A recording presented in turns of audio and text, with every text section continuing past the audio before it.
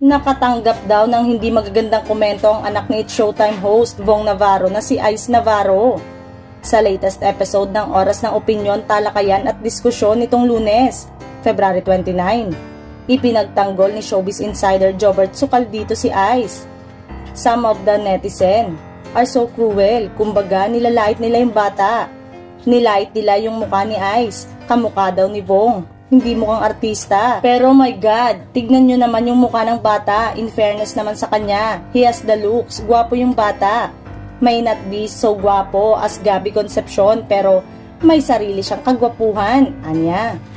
Dagdag pa niya, huwag kalimutang ang nanay ng batang ito ay ang napakagandang si Bianca Lapus.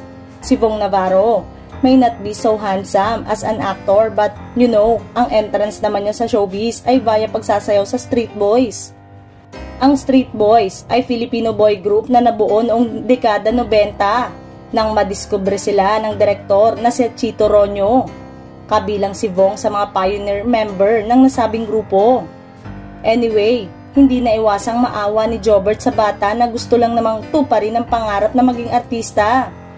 Pinagtanggol naman ng TV host actor na si Vong Navarro ang anak sa kabila ng pagbabatikos na natatanggap. Years din yung hinintay niya kasi na-experience na mag-go-see sa Star Magic, ganon. Noong una ay hindi ko talaga pinapayagan. Pero lagi kong sinasabi na dadating naman talaga yung opportunity. Ngayong tapos na siya sa pagka-college.